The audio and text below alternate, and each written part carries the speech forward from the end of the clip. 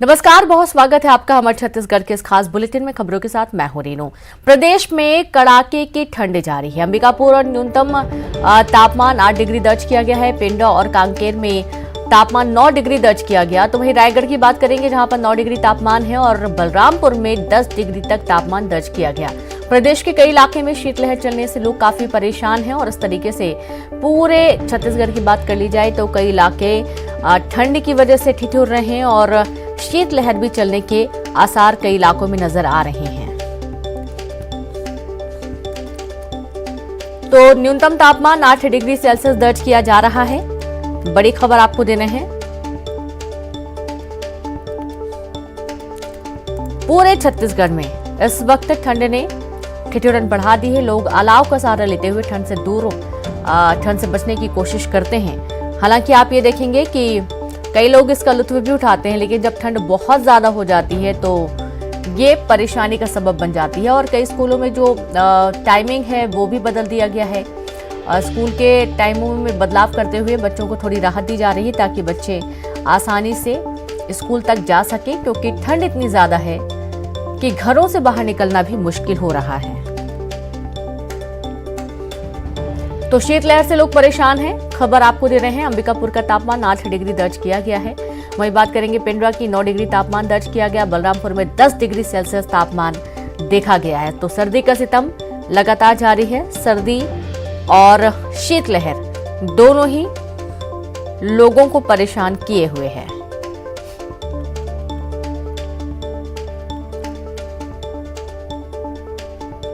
तो ठंडी की दस्तक और लोगों की परेशानी बराबर है, बढ़ती ही जा रही है। ठंड भी आए दिन ज्यादा तापमान गिरता ही जा रहा है, और अंबिकापुर में जो तापमान वो 8 डिग्री दर्ज किया गया।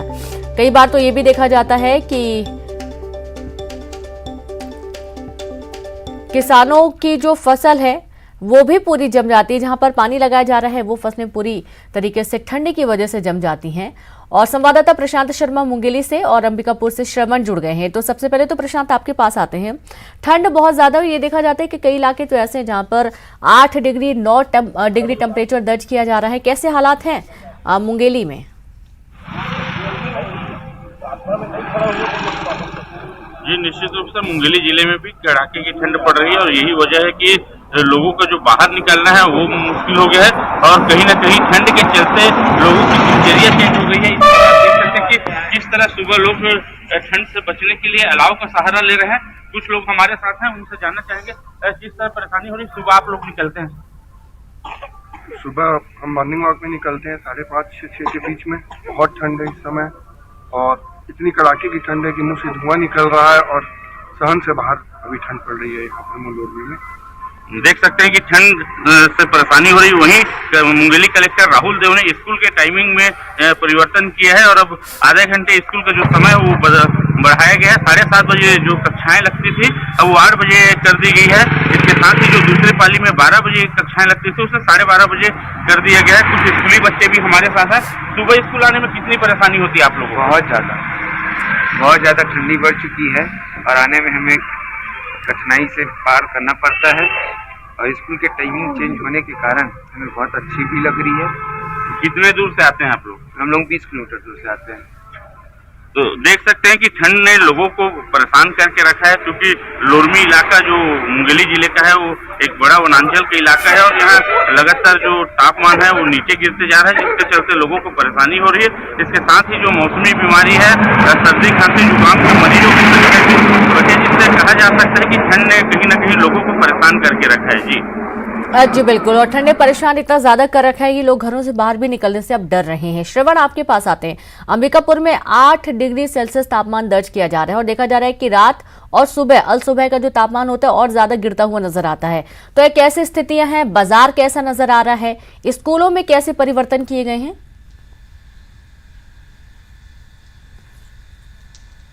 बिल्कुल रेनू, सरगुजा में ठंड का असर देखने को मिल रहा है। यहाँ कड़ाके की ठंड पड़ रही है।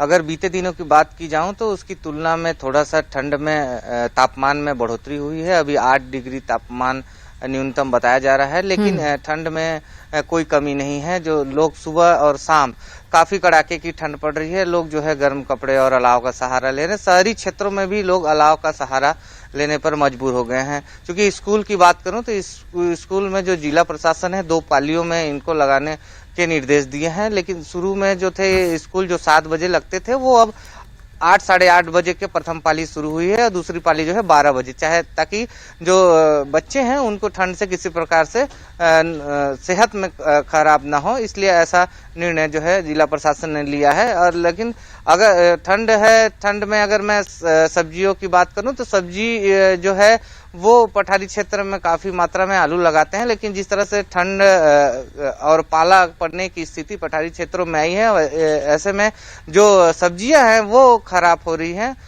पूरा जो ओला है वो मार दे रहा है पूरा सब्जी को। और जो ठंड है, ठंड से लोगों का जनजीवन पूरी तरह प्रभावित हो चुका है। क्योंकि सरगुजा है, सरगुजा का जो तापमान है वो अभी बीते दिनों काफी नीचे गिर गया था, 4 डिग्री तक पहुंच गया था और जो कोहरा की स्थिति बनी हुई थी, ऐसे में जो लोग थे, जो बुजुर्ग लोग थे, उनके सेहत में काफी ज्यादा प्रभाव देखने को मिल रहा था। ऐसे में जो है जो स्वास्थ्य व्यवस्था थे वो काफी ऐसे जो बुजुर्ग लोग थे उनकी अस्पतालों में भीड़ देखने को मिल रही थी। ठंड की वजह से तबीयत ज्यादा खराब हो रहे थे, लेकिन अभी फिलहाल जो तापमान में वृद्धि हुई है और मौसम वैज्ञानिक का कहना है कि आने वाले दिनों में 2-3 दिनों में तापमान और बढ़ेगा। इसके बाद जो है ये तापमान फिर से गिरावट होने की आशंका जता रहे हैं। जी बिल्कुल, और देखा यह भी गया है कि लोगों को इससे काफी परेशानी तो हो ही रही, लेकिन मजबूरी यह है कि घरों से बाहर निकलना भी पड़ रहा है। सुधीर चौधरी भी जुड़ गए हैं पिंडरा से। सुधीर, कैसे हालात हैं पिंडरा में?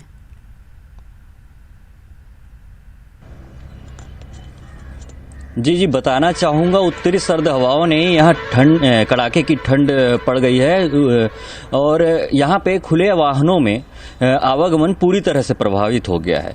आज यहाँ न्यूनतम तापमान 9 डिग्री सेल्सियस दर्ज किया गया। वहीं येलो अलर्ट जारी होने के बाद प्रशासन ने अपनी व्यवस्थाएं दुरुस्त की हैं। प्रशासन की ओर से जगह जगह अलाव के लिए लकड़ियों व रैन बसेरों में सही व्यवस्था को लेकर बराबर निगरानी की जा रही। वहीं स्कूलों के समय में भी बदलाव किया गया है। जहां नगरों में दुकान 8 बजे खुलते थे वो अब तब तक नहीं खुल रहे हैं जब तक कि पूरी तरह से धूप ना निकल आए। मैं बताना चाहूँगा कि येलो अलर्ट जारी होने के बाद यहाँ के मौसम में अभी बड़ा बदलाव होने की आशंका जताई जा रही है। जी बिल्कुल सुबीर, बहुत शुक्रिया। और प्रशांत, साथ ही श्रवण, आपका भी बहुत शुक्रिया तमाम जानकारी साझा करने के लिए, तस्वीरें दिखाने के लिए। तो इस तरीके से आप देखिए कि अलाव के बिना लोग रह नहीं पा रहे हैं और बहुत मुश्किल हो रहा है कोई भी कामकाज कर पाना, घर से बाहर निकल पाना। और यही कारण है कि जिला प्रशासन ने एहतियात को देखते हुए स्कूलों के टाइमिंग में भी बदलाव किए हैं। अब बात करेंगे रायपुर से अहम खबर की, जहां पर सीएम भूपेश बघेल का धमतरी दौरा। आज सिहावा विधानसभा क्षेत्र में भेंट मुलाकात कार्यक्रम है। भेंट मुलाकात कार्यक्रम में सीएम लोगों से मुलाकात करेंगे। खिसोरा और बेलर गांव ग्राम में जनता से करेंगे भेंट मुलाकात। सुबह 11:30 बजे रायपुर से सिखोरा गांव के लिए होंगे रवाना।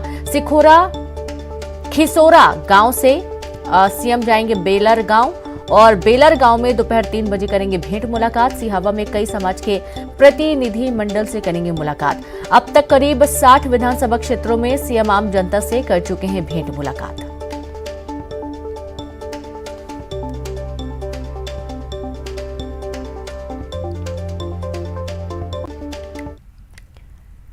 छत्तीसगढ़ में धर्मांतरण का मामला गरमाया हुआ है और इस पर सियासत भी लगातार जारी है। और इसी बीच आज आबकारी मंत्री कवासी लखमा कोंडागांव का उन्होंने दौरा किया और केशकाल ब्लॉक के खुदपदर में माता देवगुड़ी का शुभारंभ किया। और इस मौके पर विधानसभा उपाध्यक्ष संतराम नेताम भी मौजूद रहे। मंत्री कवासी लखमा ने कहा कि कांग्रेस के 4 साल के शासन में एक भी आदिवासी ईसाई नहीं बना। जो भी लोग ईसाई बने वो सभी भाजपा सरकार के समय ही बने। बस्तर में सबसे ज्यादा आदिवासी ईसाई धर्म में शामिल हुए हैं। बीजेपी पर निशाना साधते हुए उन्होंने कहा कि भाजपा एक दूसरे को लड़ाने का काम कर रही है। ईसाई लोग क्या बनाते हैं? सर्स बनाते हैं। सर्स में जाके ईसा मसीह को पूजा करते हैं। कोई नहीं जा रहा है भाई उधर। हमारा बाप दादा आदिवासी पेट से पैदा हुआ, तो इसलिए वो अक्सर में जाना छोड़ के यहाँ पूजा करना है, ये नारा चलाना है।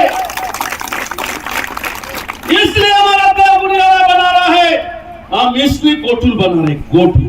इनके बड़ा विधायक नहीं है, बस्तर का सांसद नहीं है, इन लोग आदमी से आदमी लड़ा रहे, आदमी से ईसाई धर्म का लोग, हमारा पिछड़ा वर्ग के लोग आदिवासी के भाई भाई लड़ा रहे हैं। इसके चक्कर में नहीं फंसना है। मैं इस मंच में बोल सकता है मंदिर के सामने। और चलिए अगली खबर का रुख करेंगे। बीजापुर में नक्सलियों के खिलाफ अभियान में सुरक्षा बलों को बड़ी कामयाबी हाथ लगी है। जवानों ने धर्माराम जंगल से 5 नक्सलियों को गिरफ्तार किया। सुरक्षा बलों की गिरफ्त में आए नक्सलियों पर अपहरण, हत्या और विस्फोट की घटना में शामिल थे।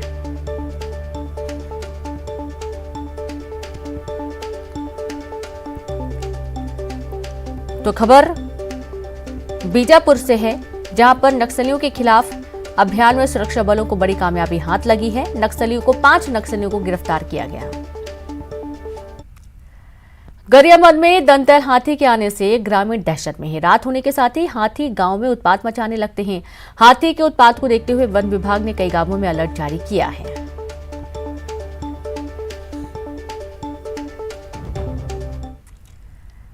तो वही खबर सूरजपुर से है, जहां पर संदिग्ध हालत में मिला भालू का शव। खेत में मिला भालू का शव।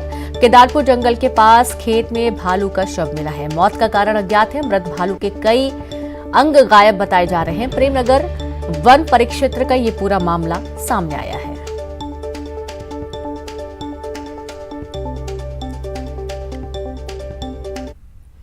कवर्धा जिले के वनांचल में शिक्षा व्यवस्था बदहाल है। बाग आदिवासी बच्चे जर्जर स्कूलों में पढ़ने के लिए मजबूर हैं।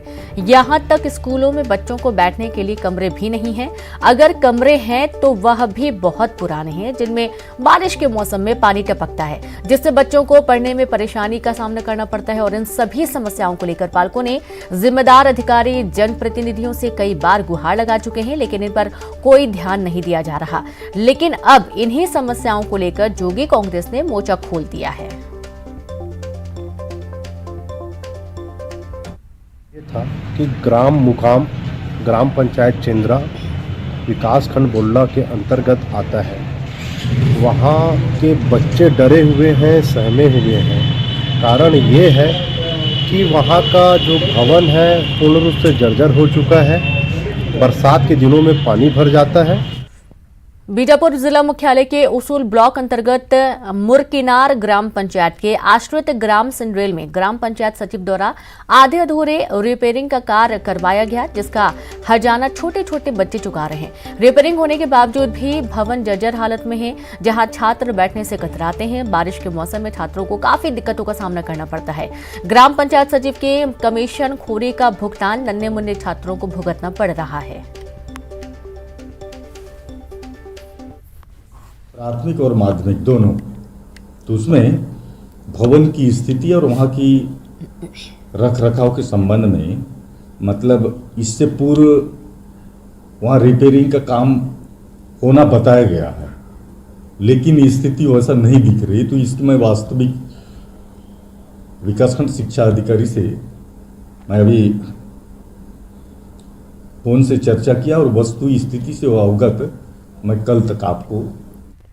रायपुर और भिलाई के बीच नेशनल हाईवे पर बन रहे फ्लाईओवर निर्माण में घोर लापरवाही बरती जा रही है, जिसके चलते यहां हमेशा बड़े हादसे होने की आशंका बनी रहती है। दरअसल फ्लाईओवर की जर्जर सर्विस रोड में नाले निर्माण करने के लिए 10 फीट तक गड्ढे किए जा रहे हैं, लेकिन सुरक्षा के नाम पर ब्रिज निर्माण कंपनी की ओर से कोई इंतजाम नहीं किए जा रहे। इस हाईवे से रोजाना हजारों वाहनों का गुजरना होता है, जिसके चलते दुर्घटना की आशंका लगातार बनी रहती है।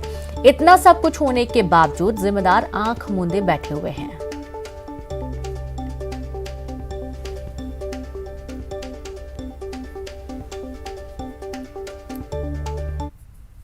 गड्ढा खोद रहे हैं अभी ये हाईवे वाले लोग, और अपने वरिष्ठ अधिकारी को अवगत करा दिए हैं कि इसके बारे में जल्दी से कराएं काम करके। और ये लोग भी बोल रहे हैं कि बोले सर खतरा तो बना हुआ है, एक रस्सी बांध देते हैं जिससे हम लोग देखरेख करते हैं। भिलाई में ब्रिज निर्माण कंपनी की लापरवाही एक बड़े हादसे को और जन्म दे सकती है। मैं आपको दिखाना चाहूँगा सुपेला चौक के समीप का दृश्य देख सकते हैं कि करीब 10 फीट गहरा यह गड्ढा खोदा गया है। ऐसा सुपेला चौक से लेकर डबरापाड़ा तक इसी तरह से नाली का निर्माण चल रहा है और यहाँ पर किस तरह से हादसे हो सकते हैं इससे अवगत कराना चाहूँगा कि देखिए सेफ्टी के नाम पर सिर्फ एक रस्सी बांधी गई है, इसके अलावा यहाँ पर कोई नहीं है, सुरक्षा का कोई इंतजाम नहीं है। दूसरी ओर सर्विस रोड में बता दूं कि बड़े बड़े गड्ढे हैं और ये पानी इसी तरह से बहता रहता है। बड़े बड़े गड्ढे होने के कारण लोग एक तरफ चलते हैं, या तो गड्ढों के इस पर चलते हैं या दूसरी ओर चलते हैं। दूसरी ओर बड़े वाहनों का आवागमन होता है और इस पर चलते हैं तो कहीं ना कहीं जो छोटी गाड़ियाँ होती है, हल्के वाहन है, वो चलते हैं और ये कहीं ना कहीं जरा भी अनियंत्रित हुआ तो कोई सीधे इस गड्ढे में गिर सकता है। आपको बताना चाहूँगा यही वो गड्ढा है जहाँ पर पिछले दिनों एक महिला गिर गई थी अनियंत्रित होकर और उसकी जान चले गई थी। तो किस तरह से जानलेवा ये गड्ढा है आप अंदाज़ा लगा सकते हैं। इसको वही कंपनी निर्माण कर रही है जिसने पिछले दिनों एक लापरवाही बरती थी और उस लापरवाही में जो टूटे हुए खुले हुए ब्रिज से गिरकर एक दंपति की जान चले गई थी और एक कार सवार जो है वो बुरी तरह से घायल हो गया था। ये सुपेला चौक में इस तरह का ब्रिज बन रहा है, डबरापाड़ा में बन रहा है, कुम्हारी में बन रहा है। तो इस तरह से लगातार जो निर्माणाधीन कंपनी है उसकी लापरवाही देखने के लिए मिल रही है। यदि अब भी प्रशासन और निर्माण करने वाली कंपनी नहीं जागी तो निश्चित रूप से और एक बड़ा हादसा घटित हो सकता है। न्यूज़ 18 छत्तीसगढ़ के लिए भिलाई से मिथिलेश ठाकुर। और खबर रायगढ़ से, जहां पर विधायक प्रकाश नायक समेत दर्जनों कांग्रेसी कार्यकर्ताओं ने एसपी ऑफिस पहुंचकर सीएसपी अभिनव उपाध्याय और चक्रधर नगर थाना प्रभारी प्रवीण मिंज को हटाने की मांग को लेकर ज्ञापन सौंपा। दरअसल रायगढ़ नगर निगम क्षेत्र के वार्ड क्रमांक 27 में हुए उपचुनाव को लेकर भाजपा और कांग्रेस में चुनाव प्रचार के दौरान जमकर झड़प हुई। मौके पर मामला शांत कराने गए पुलिस से रायगढ़ के कांग्रेस जिला अध्यक्ष ने ही धमका दिया। वीडियो वायरल होने के बाद अब कांग्रेसी नेता पुलिस के ऊपर भाजपा का साथ देने का आरोप लगा रही है। मामले में रायगढ़ पुलिस अधीक्षक अभिषेक मीना ने कहा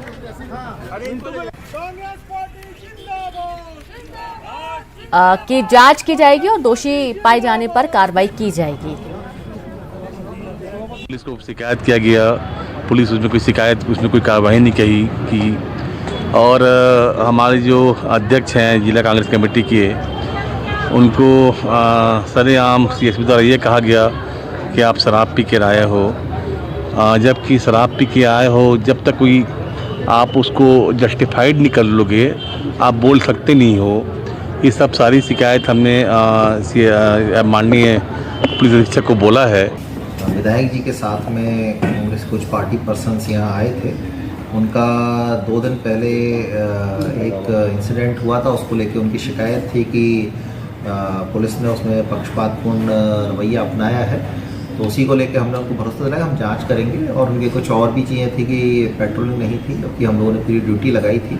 अगर उनकी कांकेर पुलिस ने बुजुर्ग की हत्या की गुत्थी सुलझाते हुए बुजुर्ग के 2 बेटों समेत 4 लोगों को गिरफ्तार किया। हत्या का कारण फसल के पैसों को बेटों को ना देना बताया जा रहा है। बेटों ने अपने चचेरे भाई और एक अन्य की मदद से बुजुर्गों को मौत के घाट उतार दिया। वारदात के बाद पुलिस लगातार मामले की छानबीन में जुटी है, तो जहां पुलिस ने कार्रवाई करते हुए बेटों समेत 4 आरोपियों को गिरफ्तार कर लिया है। क्योंकि अज्ञात आरोपी थे, 4 नकाबपोश थे जिनको घर वाले भी नहीं पहचान रहे थे, तो वहीं पे हमारी टीम लगातार कैंप करके अपने मुखबिरों को और गांव के सोर्सेज से बातचीत कर रही थी और जानकारी इकट्ठा करने का प्रयास कर रही थी। इसी तारतम्य में जो मृतक का बड़ा पुत्र है तुरसेन कुमेटी, उससे जब पूछताछ 2-3 बार किया गया तो बार बार उसने अपना जो बयान है वो। खबर बलौदाबाजार से, जहां पर कोतवाली पुलिस ने नाबालिग से इलाज के नाम पर छेड़खानी के आरोपी डॉक्टर को गिरफ्तार कर लिया। डॉक्टर पर धारा 376 और पॉक्सो एक्ट के तहत मुकदमा दर्ज किया गया। जानकारी के मुताबिक शहर में स्थित हनी मैन होम्योपैथिक के संचालक डॉक्टर एपी सिंह द्वारा बच्ची का इलाज किया जा रहा था। डॉक्टर पर आरोप है कि उसने बच्ची की आंख पर पट्टी बांधकर छेड़खानी करने लगा। जब बच्ची ने आप बीती अपने घर वालों को बताई तो परिजनों ने तुरंत पुलिस को इसकी सूचना दी, जिसके बाद पुलिस ने कार्रवाई करते हुए आरोपी डॉक्टर को गिरफ्तार कर लिया। डॉक्टर है डॉक्टर एपी सिंह, ये बस स्टैंड में अपना क्लिनिक चलाता है। इसके विरुद्ध एक घटना को संज्ञान में लेते हुए 376, 370 एवं 4-5 पॉक्सो एक्ट के तहत अपराध दर्ज कर उसको जेल भेजा गया है। और चलिए अब देखेंगे 25 सेकंड में खबर। Chamber of commerce